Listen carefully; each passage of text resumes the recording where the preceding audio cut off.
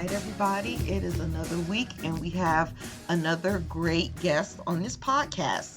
So, this week, I am going to be airing my talk with Thurman Hollins. So, it's so weird to even say Thurman Hollins because if you know him, you call him Delin, and I've known Delin for like 20 plus years. So, it was really good to talk with him and catch up with him. He also has some really good things going on.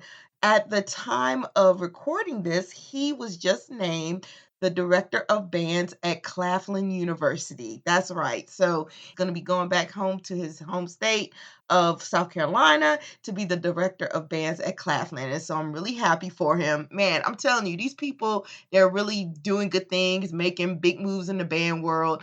And so, yeah, I'm just glad to be able to have a talk with him.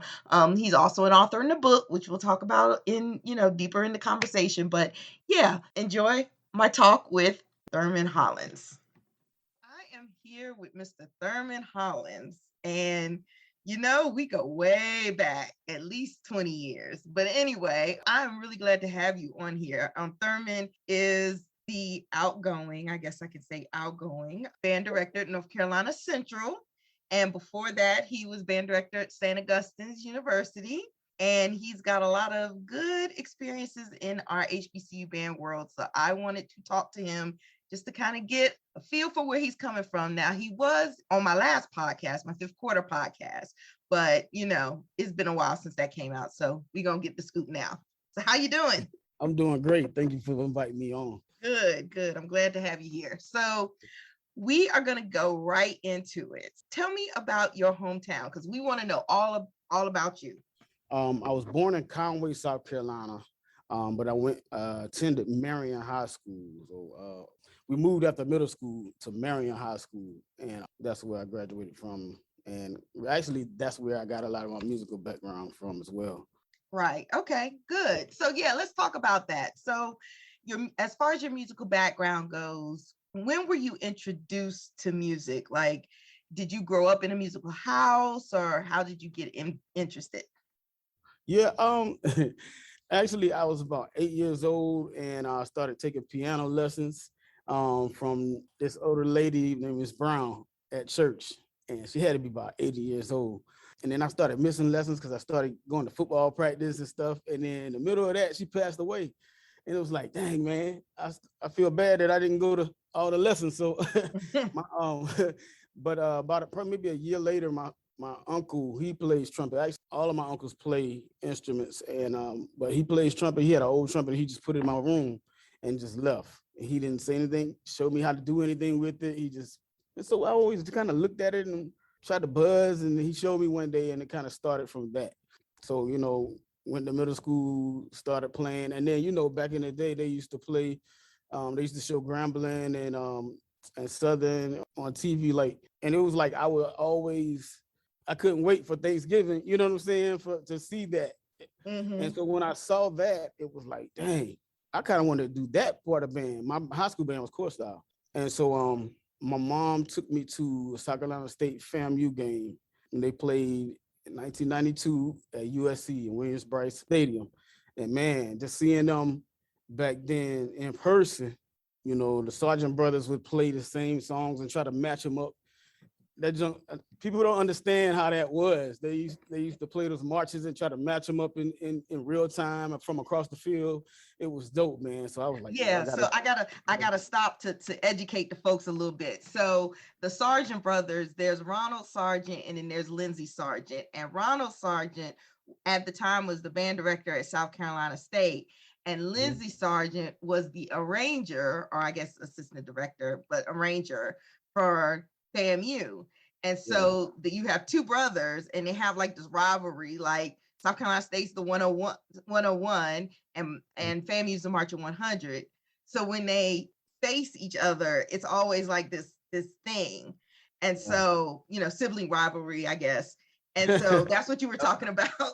Yeah, man. It was just dope experience to see that. And so even though they were rivals, they still had this camaraderie thing going on too, with them, playing songs, trying to play songs together at the games. It was dope to see that. Okay, cool. So, yeah, let's go back. I'm gonna go back to maybe middle school or about to go into high school. So you said your band, your high school band was core style. So did you come up in like a large size? Like, tell me a little bit about them and some of the lessons you learned there. Michael Foxworth was my band director. His son, we graduated together. It was interesting because our band was predominantly Black, but we were core style. The band had always been core style and still is. And so, we would play one show every year and master it and go to, our thing was to try to get to state. You got to qualify lower state and then you go to state and that's your thing.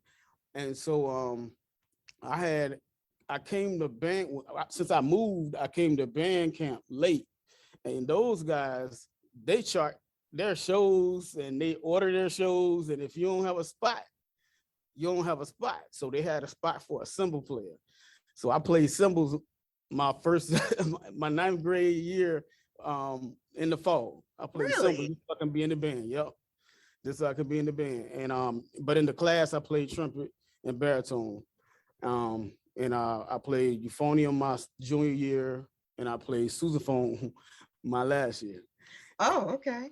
So what made you want to be a music major? Like, what made you decide that was the path you wanted to go to?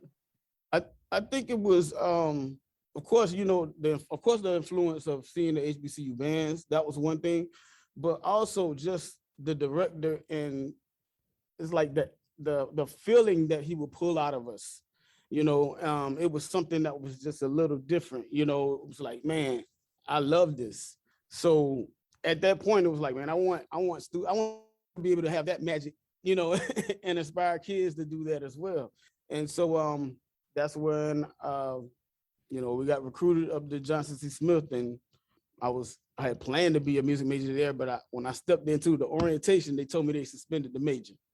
And I was like, oh my God, yeah. So I stayed that entire year. Second semester, I knew I was going to try to get all my credits so that I can transfer somewhere. Okay, so you start at Johnson C. Smith. So you chose Johnson C. Smith because of the music program, correct? No, I chose it because I think band director at the time was Duncan C. Gray. He came into the band room. He recruited like 5 of us. Nobody came to Marion High School, to recruit. And he was like he was the only HBCU that came there as the director. And he sold it. He sold Charlotte more than even the program, you know what I mean? And it was like, I'm a country boy. I'm going to this big city. And it was just like, he sold it to us. And it was, he was really convincing, like, back then. He made you feel like you were bigger or doing more than you actually were doing, you know what I'm saying? And we had so much pride in what we were doing because he made us feel like that.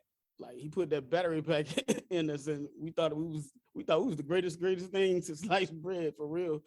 And that's just how it was. So that he got us out, he came off, and that was one of his one of the things that he kind of told me to do, get off the main roads and go recruit. When I became a director, like everybody going to the same schools, go to the country schools and get those kids. And I was one of them. Yeah. Okay. So let's talk about your freshman band camp at Johnson C. Smith. What was that like? Man, that was the hardest camp. It was hard. We had a student director. It was a student director. His name was Kimmy Murray, and he had just got out of basic training, and so he brought the military aspect like straight. Like even the old heads couldn't take it. They had to revamp the camp because they had us on the schedule where we were like, of course, like 4 in the morning. We come in, we doing our calisthenics, and then they were only giving us 30 minutes to eat, and then back at it.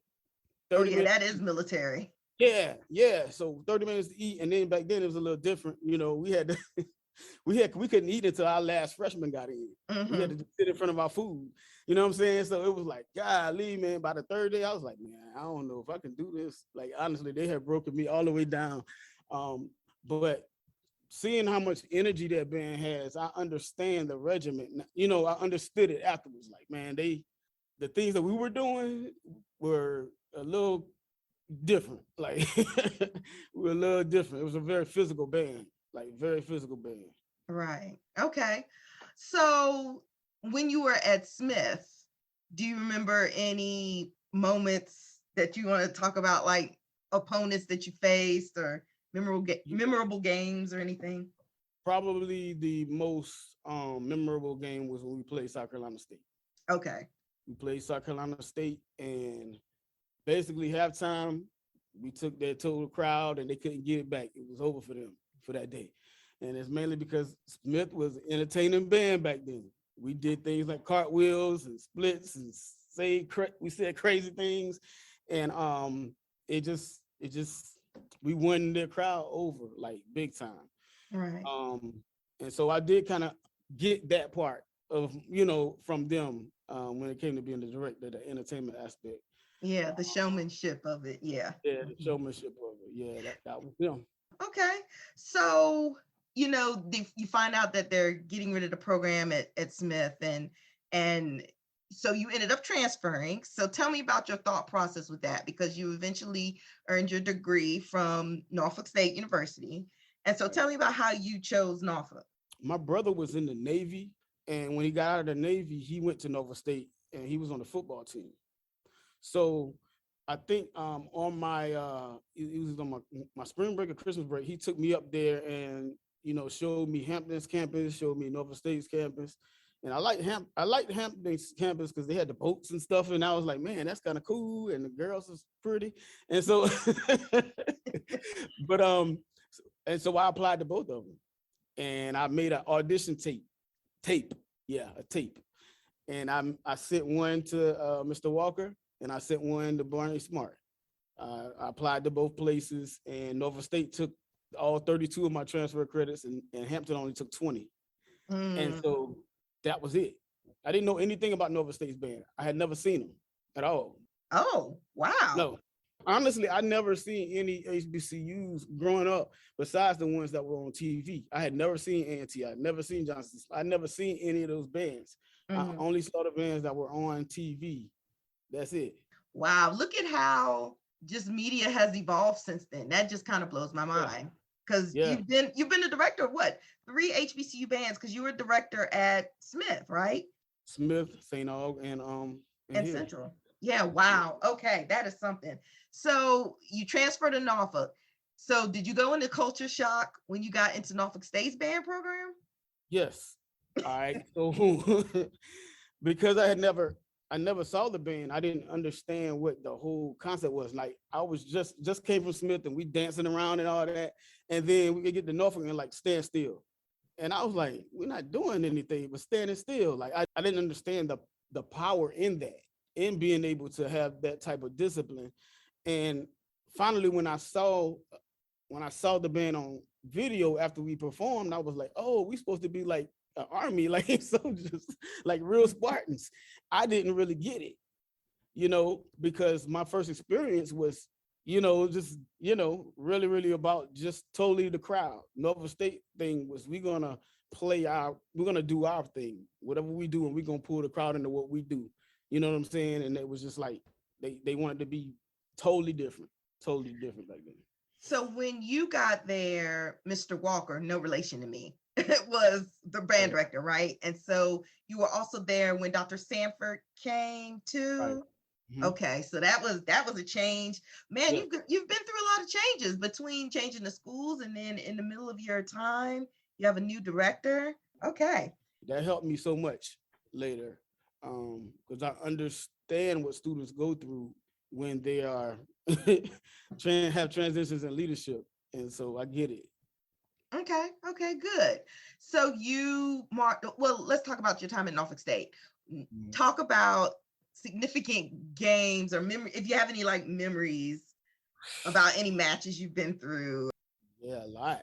both good and challenged, challenging. Mhm. Like in '97, that was the first year Norfolk State went into the MEAC, and Norfolk State was used to dominating the CIAA with almost 200 plus, people, and then the band kind of shrunk by the time I got there, and so now we're in the MEAC, and we in the MEAC with everybody's seemed like they was had pretty nice sized bands, and so I think my first year we played FAM in Florida, and Mm. it was like I've seen FAM like pretty much all my life. I seen them in person, and I'm telling the Legion people that I could say something to, yo, we don't need we yeah, we're good, but we need to make sure we on our stuff. So I definitely remember that first game and how that heat beat us up, and and just seeing that big band across the field, and it was just like just seeing that and feeling that. Now I wasn't watching it as a spectator. I'm watching it as they trying to beat me up. You know what I'm saying? Like, so it felt different. That was a big game that I remember, but I felt like we did well that day. Mhm. 98 was a different story when they came up to Norfolk, and I don't Oh, even I like. remember that. Yeah, I don't want to. I don't even want to talk about it. Yeah, Um, yeah. I blanked it out my brain. I had PTSD for a long time until I got out of the band and went down there in 2003. I had to go down there and just see. I was like, man, I was shook up by that. Let me see. Memorable battles. A&T was always a big deal. I think honestly, to me, both bands made each other better. I think we brought the best out of both of us, and it helped both bands mature. And so I will always say that to anybody, because I was at that time, I was in that transition era of the Legion becoming the Legion of today. Mm-hmm. And those battles with A&T made us step up and become different, brought the best out of us. And so I always thought that was good. We only saw Bethune once, but every time we saw them, they was 99. Bethune was a big deal. Oh yeah, they Um, were beasts. That was when Mr. Wells first got there around that yeah, time. yep, yep. Yeah. Yeah, so I think those games. I always Howard was always fun because they was gonna do something crazy, Hmm. or the announcer was gonna say something crazy.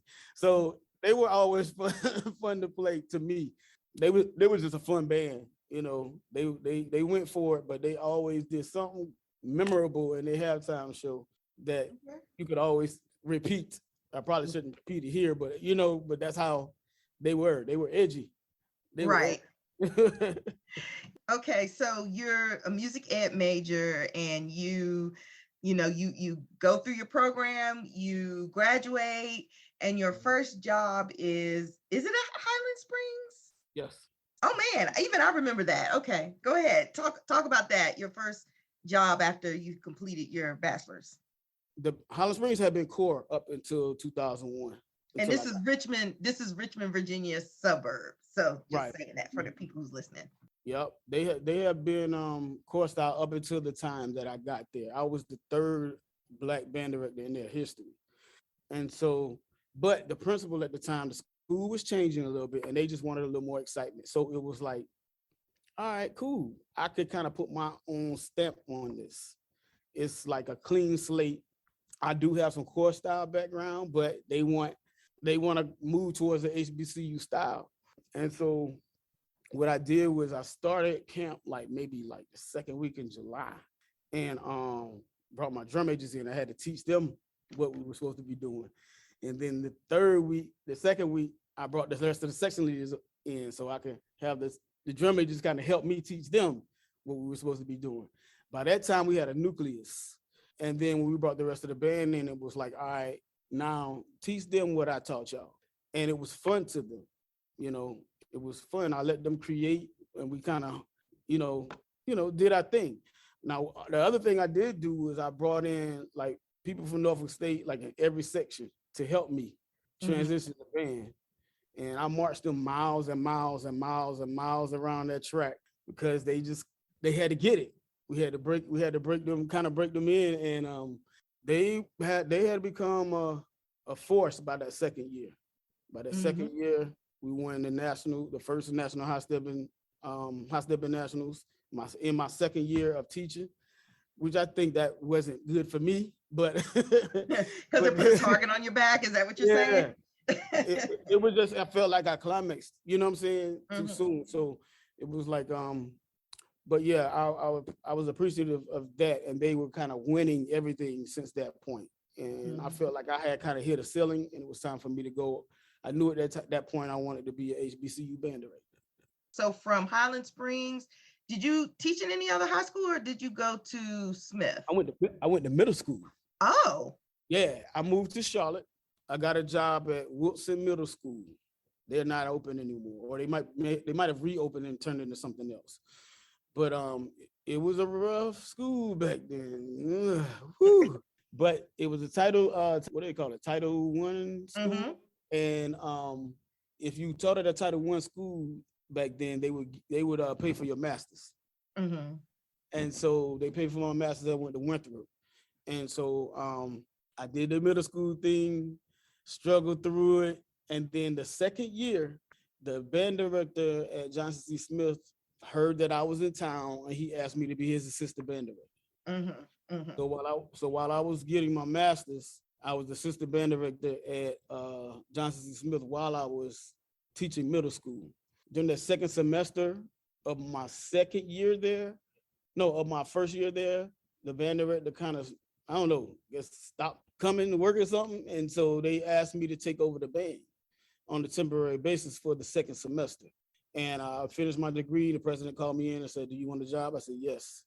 And that was it. That was the beginning of me teaching college. So 6 years of public school, and then HBCU since that point. That sounds like a meteoric rise, personally, to be, from you graduated 6 years ago, and then now you're the head of a HBCU. That's a fast track right there. Yeah. And so 10 years later, I'm back at Johnson C. Smith. 10 years from graduating high school. And so it was like, wow, this is, yeah. Yeah, okay. So, you're the head guy now, right? And so at Smith, and like, what do you think was, okay, tell me a victory that you had, and then tell me a challenge you had while at Smith. The victory was, I think, actually getting those students to buy back into some of the old things that we did, but with an enhanced musical side. You know what I'm saying? So they were ready. And I was young. I was right there with them. And I think, when you talk about victory, when you see your students happy and excited and actually believing in themselves. The year prior, when I was the assistant band director, they didn't believe in themselves at all. Mm-hmm. And so just to get that pride going back in the program, that was amazing. I think challenge-wise, when the presidents changed, and I could talk directly to this, the challenge was we didn't see eye to eye. I was brought in to grow the program. He wanted to shrink the program. Oh, he wanted to shrink a program? He wanted the band to be only 50 people. And so, yeah. So why? that's a conflict. It's just I'm sorry, I'm just trying to wrap my brain around that, because I've never heard of a HBCU director wanting their band to be small. Don't they know that that's like the centerpiece of marketing and things? That's what my frustration came from. He didn't have any HBCU experience at all and didn't really get that.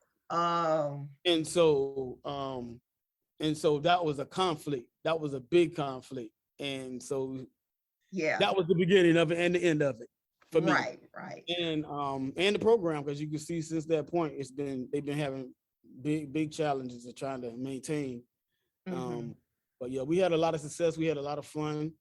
I enjoyed playing A&T in 2008. That was a big deal for me. Mm-hmm. That was a fun game. And so I got, the uniforms and all that stuff. It was just about enhancing the program and making it better than the way I found it. Mm-hmm. And so, because we deserve that too. Our HBCUs deserve it. That's why I never really wanted to teach in another environment, because I felt like I wanted our students to kind of get the same type of treatment and educational opportunities as any other type of school or any other PWI or whatever. And I feel like I could give them that. All right. So next we've got St. Augustine. So tell me about that transition. How'd you land that role? Man, all right. So this was interesting. I kind of got to go back to Johnson C. Smith a little bit. At the CAA tournament, it wasn't a championship game. It was like a semi game. Johnson C. Smith played St. Aug. Before the game, I got a call from one of the students at St. Aug's band, and they say, "Can we borrow some sticks?" And I said, "What's going on? Why did the director didn't call me? He passed away this morning." Yeah. I'm like, "Oh snap, that's crazy." I felt so bad, and I was like, "Y'all still gonna play the game?" They was like, "Yes, he would have wanted us to do it." Mm-hmm. And so we went through that, played the game and all that. And once my contract wasn't renewed at Johnson C. Smith, me and the president fighting all year. The president at you got something to do with this. I don't know if you know that. You have something to do with this. Your family does. And anyway, the tie to your family in Hampton and the president at that time, you said something to your parents. You said something to somebody, and that president said, "Yeah, they told me about your family speaking highly of me." Really? Yes, yes. I'm okay. So y'all can't see this, but my mouth is just dropped open. Okay. Yes. And so, it was crazy. You probably said something because it was a big deal that they didn't renew my contract. The fifth quarter's going on. I did the letter and all that, but whatever. Anyway, but yeah, the president talked to me about that, and she was like, "Man, you must have made an impression on some people or whatever." But yeah, they talked about your parents, and I don't know. It must be some kind of connection with her, and that. Okay, so you're talking about Dr. Super? Dr. Super. Mm-hmm. All right, I'll tell you the connection. So I went to high school with Dr. Super's daughter. We were same year and everything. And actually, so her ex lives next door to my parents. Okay. Owns a driving school, taught me how to drive. Wow. And we're all in the same neighborhood. Wow. So that's the tie right there. Okay. Well, thank you. Because between that relationship and some relationships from the coaches going to St. Aug after Johnson C. Smith, it all led to me. And so I ended up applying for the job, getting the job at St. Aug, and just having to try to heal the program from that loss. Mm-hmm. That was the first thing. Let's try to heal them. And then we'll be able to do band then. Let's try to get through the mental part of that. Right. And so I went from Smith having 110 people to St. Aug having 11 wins. 11? 11 win players. Whoa. So you're like some kind of magic maker or something, because how did you get from 11 wins? Like, I don't know how big St. Aug was at its height when you were there, but I know it wasn't 11. No, we had about 60 to 70 people, which is a long way from. But they were hardcore 70. So you're talking about like a 700% increase or something? Everybody was contributing, everybody, and that's when I learned something about creative constraint, and not focusing on what you don't have, focusing on bringing out the best in what you do have. And so that's when I just started looking at, I could need players in this band. I need everybody to be able to contribute. And if they're not, we're gonna have to do some extra to get them on that level, because everybody got to be playing if we got, a small band like that. And honestly, I wanted to give up. Actually, I kind of gave up. I did 2 years there. Mm-hmm. Then I left, and I moved to Atlanta for a year, started my PhD at Georgia State, had an assistantship, and I missed band so bad. I forgot about that. Man, you've done more stuff than I can even remember. Go ahead. Yeah, I did a lot. So I came back, and I was like, man, I'm about to just build this band up, and I got back, and we finally hit a good, solid little like I said, a little 50, 60 piece monsters though. They was monsters. Mm-hmm. And we put some pressure on some people. Wow, wow. So now what brought you to your, I guess I can say it's your current role for another Yeah. what, 15 days? But now, yeah, you can say it's my Okay. turn role. Yeah. Okay, so what brought you to Central? About 15 more days. All right. So I got a call that Central was going to be opening. I was actually at St. Aug at the time, and I got the call, and they were like, "Yo, our school's about to be opening. What you thinking about being our director?" And I was like, "Call me after, whatever happens," because I didn't feel comfortable about talking to somebody about a job that somebody else was in. Mm-hmm. And so once that's done, give me a call then, and let's talk. St. Aug was also going through some challenges then too, a furlough and all kind of stuff. And I was like, nah, I got to start looking. So I started applying different places. It was a couple of HBCUs that I actually interviewed for and was really about to go there. And then this job came open. I was like, man, I don't have to move. They named me the interim director for 2 years. And I guess to me, that was like the best audition you could have is to be the interim director for 2 years. And they opened the position permanently, and they actually brought in people to interview and all that. I had to go through the entire process, and I got the job. That sounds exhausting, but carry on. Yeah, it was crazy. I was in my office, and the candidate was in the band room talking to the students. Like it was. Wait a minute. It was crazy. Yeah. So they didn't like space. So when you interview, if you're a candidate, if you're like an internal candidate, you're not supposed to come to work that day, period. Well, they didn't tell me that. So I'm walking around and they seeing me and I'm seeing the candidate, like, what's up, man? Because we all know each other. Of course. and the search committee chair, like, y'all know each other? Yes. Come on. Well, the search committee chair probably is not in our subculture. Right, everybody knows everybody. Yeah, we like, yo, I was just at the consortium with you. You know what I mean? Like, so it's all good, man. I didn't feel bad about that at all. Somebody had to get the job. You know what I'm saying? So it just is what it is. It's not personal. Mm-hmm, mm-hmm. So let's talk about at Central. I'm going to ask you same thing about that I asked you about Smith. Give me a victory and give me a challenge. I think the victory was actually the students finally buying into what I was bringing here. Mm-hmm. Because it's hard in the transition, especially when you're coming from somebody who's good and they have a long history. And it's like, it was so much resistance there. And so once we started having them wins, we started having some successes. It's like, you can't really say nothing about that.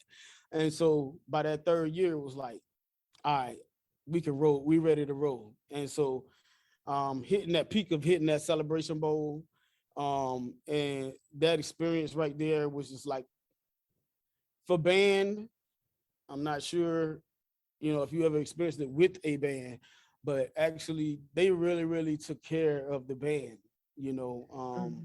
we felt, and even that year, ESPN was highlighting the band so much. Yeah, I remember. Mm-hmm. It was so crazy. So just getting all that attention, and the students just can see themselves, and they got fans, and it was just good to see them happy and excited about who they were. So again, I'm about student experience, and so when I see them happy, I'm happy. You know what I mean? And when they getting those experiences that a lot of other bands don't really get. Like, we've done a lot. Mm-hmm. As far as challenges, man, I can't really. It'll get too technical if I start. Right. I don't really want to touch that. All I know is, the band program is resilient, and I think I've been as resilient as I could be. And I think I brought them through some tough times, student losses, and just transitions and all kind of stuff. And they are some hard work and passionate students. And I will just say that they work. Mm-hmm. They work hard. That's a good answer, sir. Good Yeah. answer. Gotta Yeah. keep it So, positive. so let's talk about next steps. All right, what are you at liberty to say? I'm at liberty to say that I'm happy right now. Okay. I've done 21 years in HBCU band. I mean, well, in band, period. 15 at HBCUs. Um, I've done a whole lot for the culture and within the culture. Mm-hmm. And whether it's noticed or not, I know what I've done, and I'm a little tired. And so I really had to make a decision for me and for my family to take a step back. I had been going to band camps and doing band camps since 1991, all the way to now. Me and my wife go to the movies like every 3 years.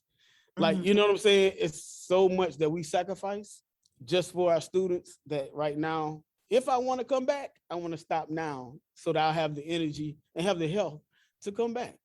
And Burnout is real. The yeah, burnout is real. yeah. And so I got to that point where I'm just ready to give it a little break, finish this degree. You know, that's important. It's Mm-hmm. competitive out here. And I'll get back in some form of fashion. Okay. Okay. I feel you on that. I will be still close to the country, but Okay, that's good. That's yeah. good. All right, so let's talk about this book. Now, before we get into the book that you're going to be in, I know you have a book out now called Diary of a Mad Band Director, which this is so, I have it on my bookshelf. I have it. Of course, I can't find it. I did buy it, Yep. and you got to come autograph it. But anyway, tell me about the book, Diary of a Mad Band Director. Diary of a Mad Band Director. I decided to write that for therapy Okay. because I couldn't talk to anybody about what I was going through, being in the position and going through so much. And I was like, man, I got a story. I know that somebody else is going through stuff, but they don't have anybody to actually make them feel like they're not by themselves. Because directors, y'all see us on Saturday and we smiling and hugging, but you don't see us crying all week or trying to Mhm. troubleshoot stuff all week. So I wanted to tell my story, hopefully to inspire somebody, hopefully to make a director feel like, yo, I'm not crazy. And that's what all the directors said. Yo, I thought I was by myself. I thought I was the only one going through this and the only one feeling this. I thought that I was the only one that this happened to. And so that's why I encourage. Then the second half of the book is a manual for the directors that kind of help them from the time they get hired until the time they do their first lessons in class or their first shows or whatever. And so we wanted to kind of give them a blueprint. There's a lot of schools you get to, there's no standard operational procedures for a band director. They don't know what to do. So I wrote it all out for them to kind of use the roadmap and a guide for them. So it's my story and then that as a resource. And hopefully that, I know a lot of directors have said, man, yo, thank you. You know, I have young directors that start teaching and they use the book to get started. Mhm. And so I think it's going to be something that's going to stick. And I'm just proud of it. I'm glad that I decided to sell it because it was just writing. It was just journaling at first. That's Mhm. all it was. Like, man, let me get it off my heart. So Right, right. And yeah. now we're about to have another book come out. So Thurman, he is one of the authors of the HBCU Experience, HBCU Band Alumni Edition, the second edition. And I'm Mhm. glad that he could get some time to write out some ideas and some things in this book. And so without spoiling anything, tell us a little bit about what your chapter involves. My chapter involves the story of the resilience of Black people and the resilience of HBCU students and resilience of HBCU band students. It's about the things that we're taught that make us who we are as adults or in society. The Mhm. things that band, the non-musical, a lot of the non-musical things that you get, life skills that you get because of being involved in band. And that's it, and just kind of going through history and all of the things that we learn um, that make us the people that we are. And I tried to put it together in the most poetic way that I could, so that so it could be touching and people to really kind of understand and feel it in a different way. Good, good. All right. So you will be able to get that book on Amazon at the end of the month, but either on Amazon or on the HBCU Experience Movement website. And so, either or. But right now you can get Diary of a Mad Band Director. Can you get that on Amazon now? Yes. Yep. You Okay. sure can. Yep. Okay. Yeah. So Yeah. just wait till both books come out, and then you can get both of them at the same time. Save on That's shipping. right. Yeah. We'll package that. Yeah. All right. So we are gonna wrap up, but I'd like to know, just in your opinion, like, tell me some of the one or two maybe lessons that you carry with you now, lessons that you learned from marching in the HBCU band. Dog, it's so crazy because I teach most of the stuff, so it's hard to kind of like, let me think. Process it. Yeah, it's like, I kind of teach in the way that I was taught in a way. I'll say maybe one thing. One of the things is, because I've kind of not always been, but for the majority of my time being in a smaller program, to really focus on being a quality individual and not basing everything on how large and how loud you can be. And that's in life too, because I don't really talk much actually in real life. Like, I'm real strategic, and I think things through. And I think that's one of the things I learned about being in a smaller program. You think about just being a solid individual, and sometimes less is more, that's one thing. The other thing is just the pride, of understanding our story. Because it might sound cliche, you don't know where you're going if you don't know where you've been, but I have to remind my students every year of why HBCUs exist. Why are you even here? Do you even understand that? They just think it's just a cool thing. No, it's a reason why we even have these schools. So giving them that history so they'll be able to grow on it. So just keying into that story so to keep me grounded in my why. Why I gotta do this. Okay, awesome. Yeah, that's a great way to close it on out. Got to remember your why. So I think it's always a pleasure talking with you. Always a pleasure. Man, it was good. It's always good. It's fun. You have listened to the HBCU Band Experience with Christy Walker. Interviews and editing conducted by yours truly, Dr. Christy Walker. The music is District 4 by Kevin MacLeod, and you can find this podcast on HBCUbandexperience.podbean.com. You can find us on Apple Podcasts, Spotify, or wherever else you get your podcasts. Take care.